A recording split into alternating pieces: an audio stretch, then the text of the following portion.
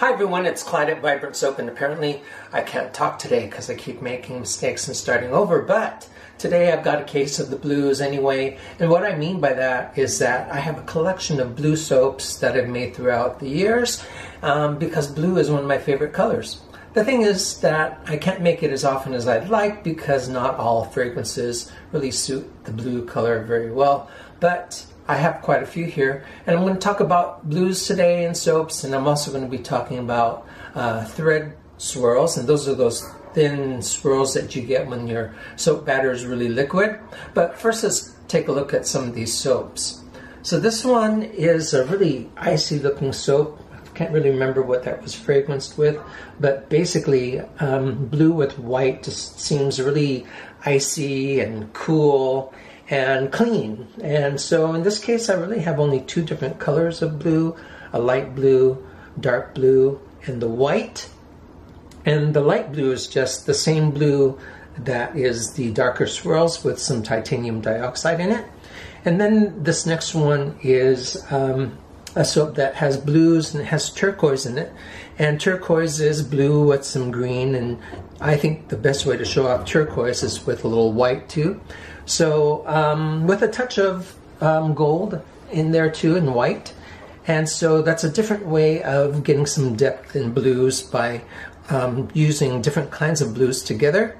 If you use one type of blue, it's a beautiful soap, but it doesn't really provide much depth. Blue is a great color for a background, so like a sky. And let's take a look at this next one. This next one has sky blue, those little swirly swirls in the middle, zigzaggy swirls. And then I can combine some black areas for some definition and accent. And then there's some turquoise in there, and blues, and the titanium dioxide white. And this next one basically uses the same colors but in a different way. There's some greens, greenish blue that kind of shows off the some of the colors as well. And this next one just has black, white, and blue in it. And I believe there's two kinds of blues in that one. And the next one is predominantly white with accents of mainly blue and just little tiny highlights of that orange. And this next one has primarily a blue one. This is an intaglio soap that I made with this little peekaboo cutouts of showing off the orange in there.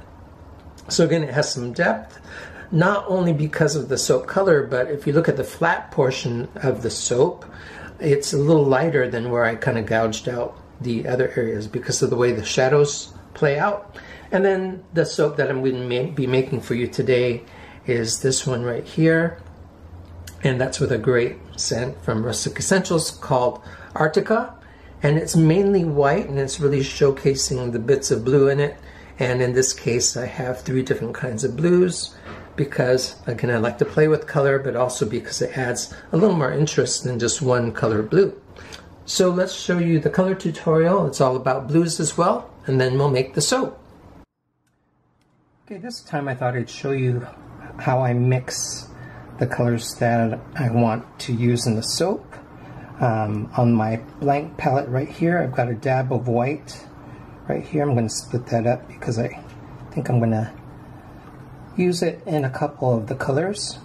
And then I'm going to show you the micas that I use to get the colors close to what I'm getting with the watercolor.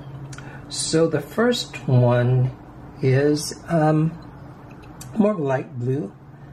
So I'm going to take a dab of that, take a little bit of white, mix that, and that's almost the color that I want right there. So you saw how easy that is. This is a pastel that could have been lighter, but it's got more of the blue pigment in it, so it shows up as a brighter blue.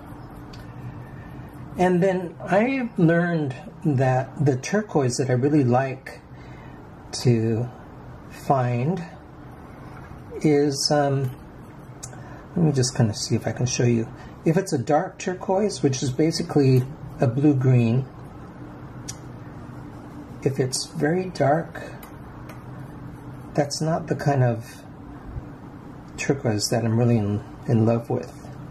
It's kind of deep.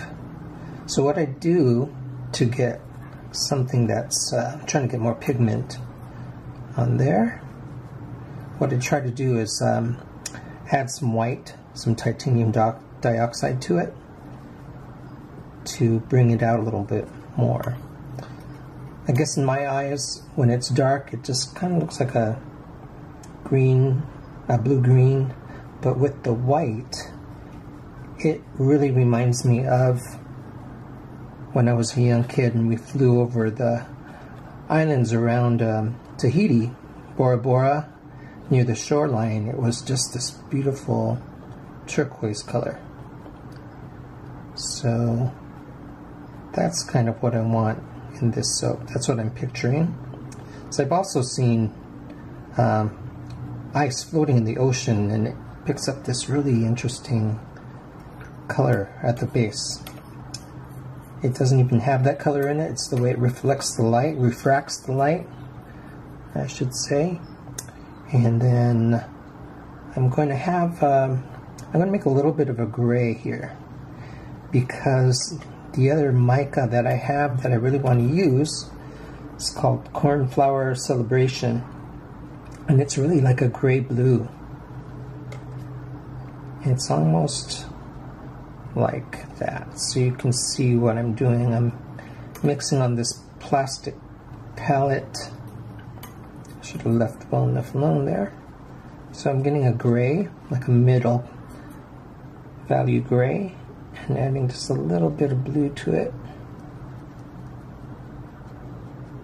to get something that almost looks like it's gray, but it has a nice blue part to it.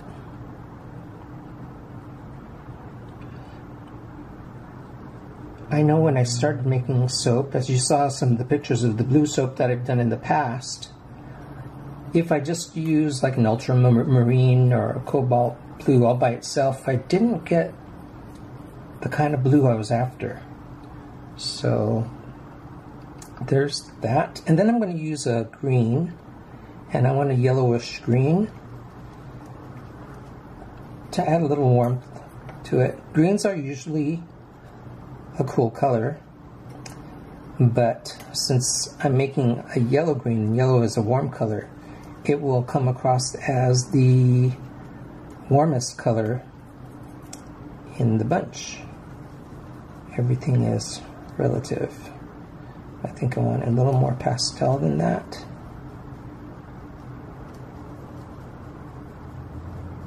And I'm only going to use a little bit in the soap.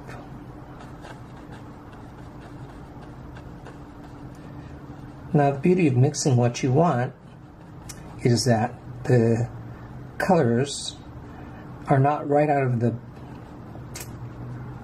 tube, at least with watercolors, and you can be a little bit more choosy with micas, because there's all kinds of greens and blues out there, but I like to be able to get colors by mixing my micas sometimes. And then I'm going to have white in this soap as well. So that's my range of colors there, and I'm going to show you the micas now. This is Caribbean Kiss mica, and this is the mica that has blues and greens in it, and it's a pastel version of turquoise, so that's going to be nice. Even if it doesn't look turquoise, when it's paired with the blue and these swirls where all the colors come together, the eye does some degree of mixing visually, so you'll end up with a little bit of turquoise in the soap. This one's called Almost Ice mica. I don't know if I got this just because of the name, because I'm making a soap called Arctica, but I saw pictures of this on the Rustic Escentuals website, and that looked like a kind of blue that I wanted to kind of save me from having to do a lot of mixing to get a particular color. And this is you'll see that I need more of this. This is that Cornflower Celebration, also from Rustic Escentuals, and that's that gray blue, and I really like it. It's a silvery gray blue, almost imperceptibly blue, but it's there. And then finally green, bejeweled mica, and you can see it has a yellowish tinge to that. So you can see that I tried to match that, not exactly. And then my cornflower celebration matches this gray blue that I got. The turquoise is this Caribbean Kiss. Mine's a little bluer. And the almost ice mica, which is a bright blue. Already a darker pastel. Okay, so those are my colors, and let's get on with the soap making. Okay, got all my oils, clays, and milk in here. And there's no lye in here yet, but it'll take some time to explain what I do. I just really feel that if you blend this to your heart's content before you add the lye, that you are making sure that everything else is very integrated before the lye goes in. Once the lye goes in, you don't want to beat this so much that it speeds up on you and you can't do any of those nice swirls. So let's get this blended up, and I'll put the lye in after that.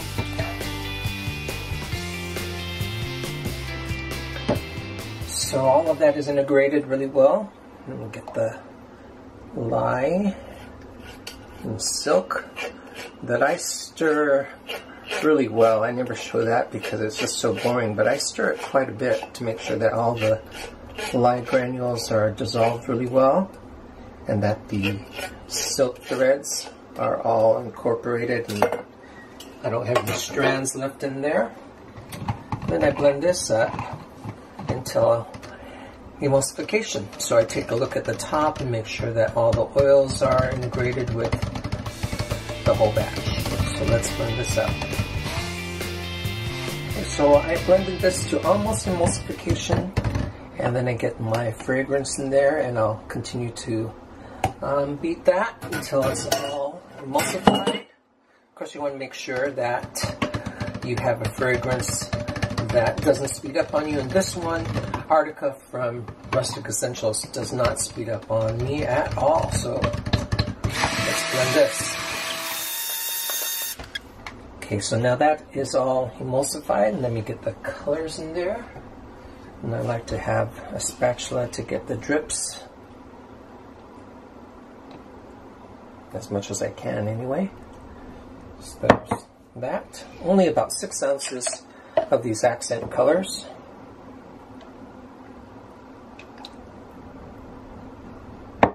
And it still dribbles, but I'll wipe that up.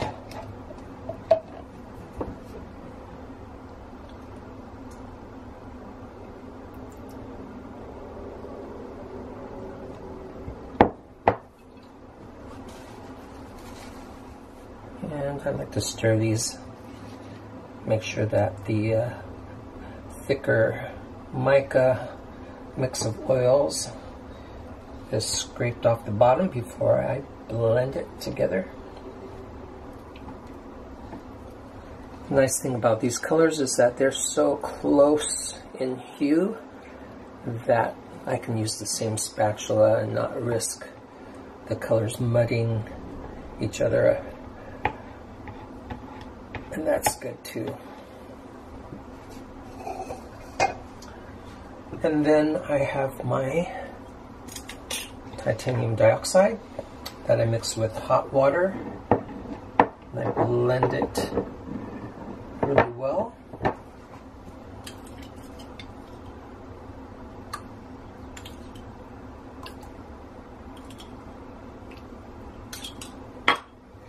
And I'm going to blend that first. Burp my blender, keep the excess bubbles.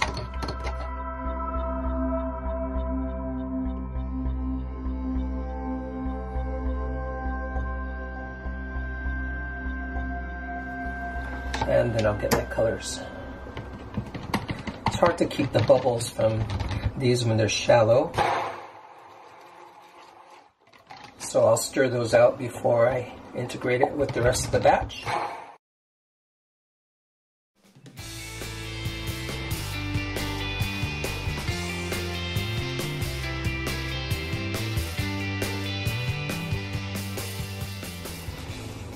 It smells very good in here. Arctica is just a really fresh fragrance. Maybe some floral notes. You get the idea of some ozone in there too, so it's very fresh. And it's well behaved. So let's see, let's get the white in there first.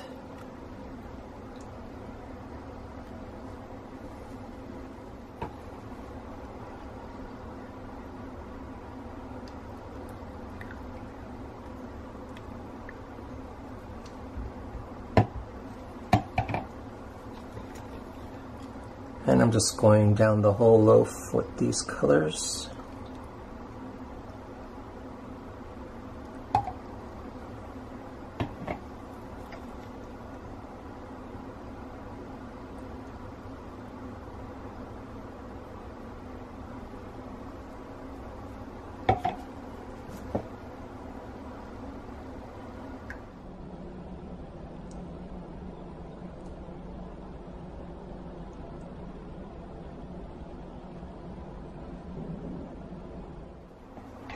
I follow the pour of the colors with the white because the white continues to push the colors down into the loaf.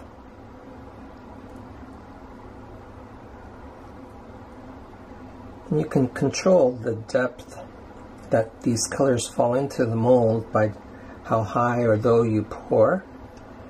And it also matters how liquid the batter is. Well, the more liquid it is, the more easily the colors sink down into the rest of the loaf. And there goes the white.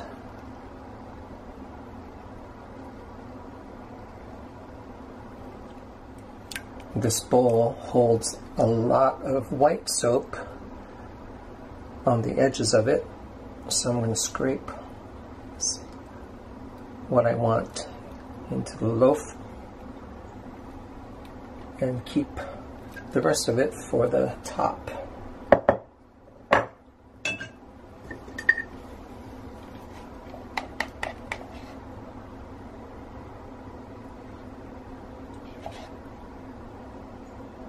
The one thing I'm bad at is scraping these, the remainder of the colors on the top, and then when I pour the other ones I completely obliterate that color, and I don't like that because I like all the colors to show on top. So I'm trying to force myself to keep at least this much in the container so I can go back with that at the very end. Show you what I mean. I'm going to do the same with this.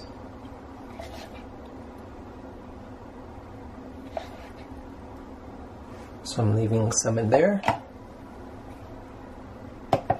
Using the same spatula because if it mixes again, it won't muddy because these are all cool colors that are all somewhat related. So you can see that that first couple colors are covered over by the last colors I placed in there. So the nice thing about saving some is that you can go back and get that in there, and then all the colors are showing.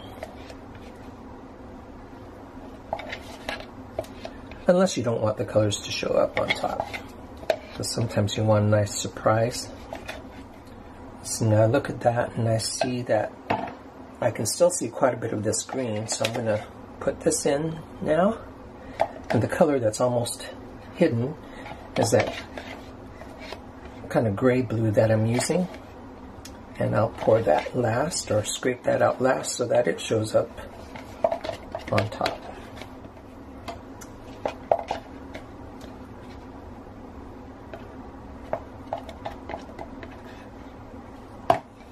And this nice, like steel blue, gray blue is called Cornflower Celebration. I love this color. It's not a vibrant color either, but it sure helps the other colors to pop. And I still have a little white. Since it's called Arctica, I want it to be icy looking. And make sure you watch this video to the very end. Now I try to find links to other soaps that are similar that I've made. Make it easy for you to find them. And I hope you'll give me a thumbs up too. That really does help me with my channel. And it really does encourage me to make more. Try to get a video out every week.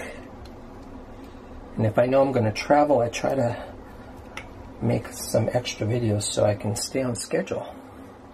I just want to do some diagonal swirls this way.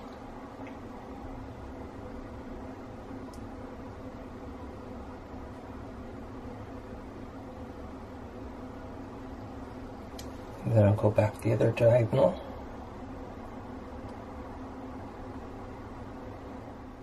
And in the case of this soap, I like to soften those angles by doing some circular motions on top.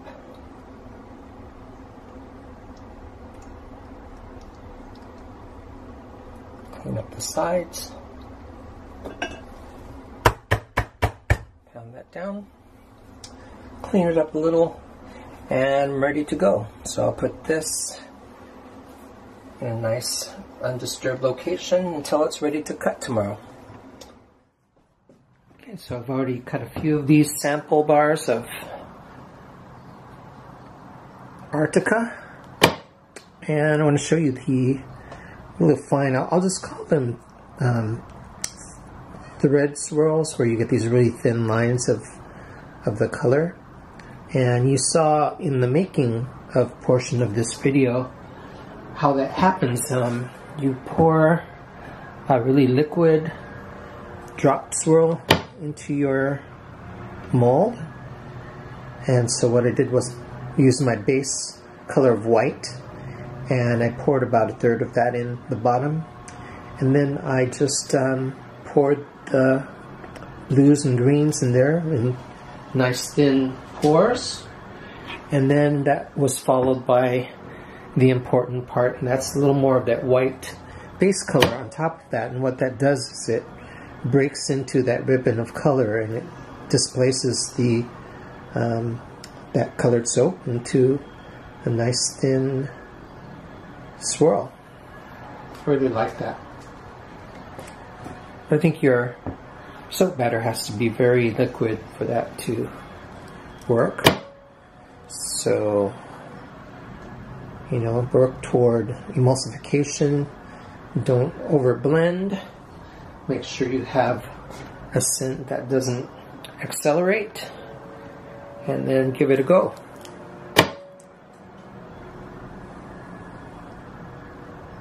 Sometimes, if you're lucky, the way that the pour works, you form these little hearts. And if I see one, I'll point it out to you. Make sure that when you mix your titanium dioxide, what I do is I use hot water, but make sure that the water you use is also distilled, so that the mineral content in your tap water doesn't do weird things with your titanium dioxide and form those glycerin rivers. And right here you're starting to see how the tops of these oval shapes are being misshapen by the pour.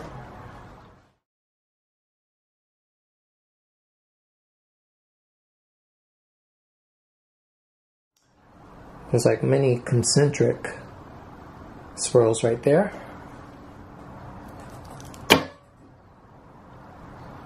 Well, here's a little bit of one showing the two upper lobes of the heart.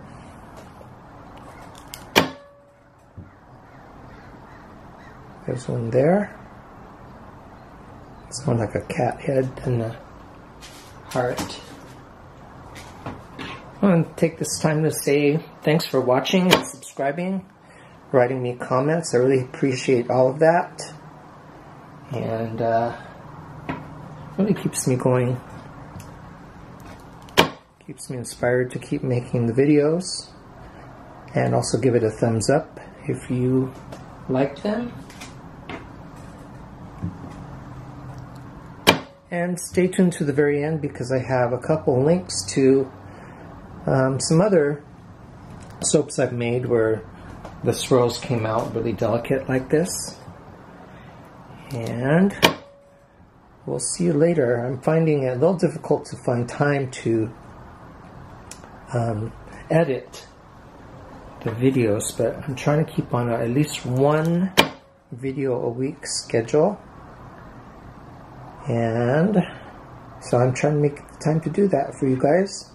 Alright, this is Clyde at Vibrant Soap. Thanks for watching, and we'll see you hopefully real soon. Okay? Bye, everybody.